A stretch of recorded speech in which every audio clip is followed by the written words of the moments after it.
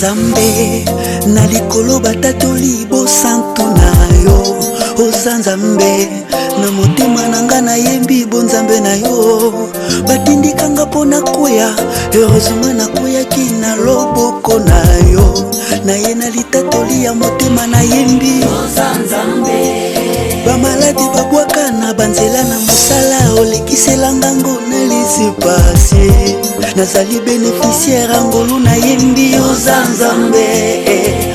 26 lettres alphabet komi insuffisant pona kotatola yaya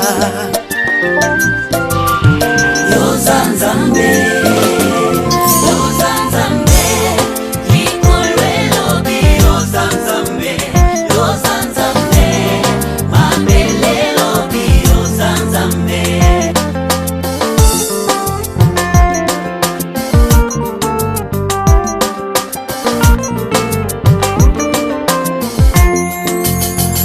Lazalo na nkunda na mongongo makasi, Lazalo asekwi yonde Nzambe yangu ya mingi, ata bawei bayokaka mokongo na yo.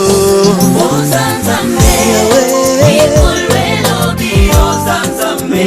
Oza Nzambe mabele lobi Oza Nzambe.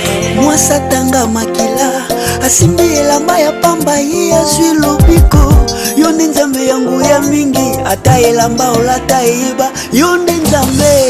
Oza Nzambe yawe lobi Oza Nzambe. Mabele lobi Oza Nzambe. Baekoli balingi bazinda na mongongo makasi, mbonge pe mipepe etosi yonde Nzambe yangu ya mingi, ata bambonge etosaka mongongo na yo. Oza Nzambe yawe lobi Oza Nzambe. Mabele lobi Oza Nzambe. Ese mwana fisco baoyo tozana yaya oazali kolo ya bayaya nyonso kulutu. Baninga bazana bapapa masiyo koma papa nanga, basusu bazana bamama abiyo koma mama nanga, bayiki bazana bayaya Yesu koma yaya nanga. Oh yaya nanga, oh yaya yaya nanga, oh yaya yaya nanga, oh yaya yaya nanga, oh yaya. Nani abitangai na misokulu yaya nanga, oh yaya. Azalate azalite akotikala kozala te yaya nanga, oh yaya. Esengo yaya ya komona leki na kimia yaya, oh yaya. Esengo ya Yesu komona Krista zoyimba yaya, oh yaya. Esengo yaya ya komona ngana mosala na ye yaya, oh yaya. Nani abitangai na miswa yaya yaya nanga, oh yaya. Tango na yebaki yote Mungu nasakanaki nanga ye. Tango na yebaki yote Mungu nalelisaki ngaye. Awana yebi olelo moto asimbinga simbi Nzambe. Awana yebi olelo makambo ngokotira ndo ya molimo. Osimbingo simbi Nzambe. Omoyi Nzambe. Olokingoloki Nzambe. Ofingi Nzambe. Oyini Nzambe. Nakoma na ngendu shable.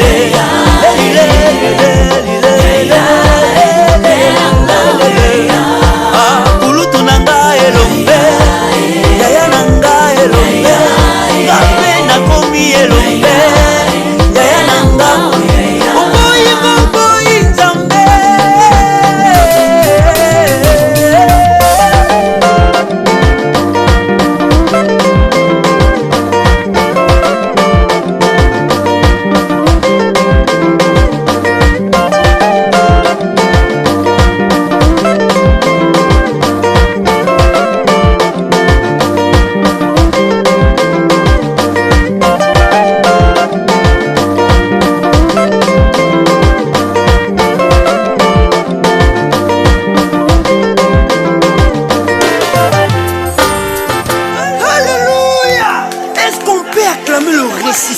moto azala na kapasité ya kokufa pe kosekwa na bomoi.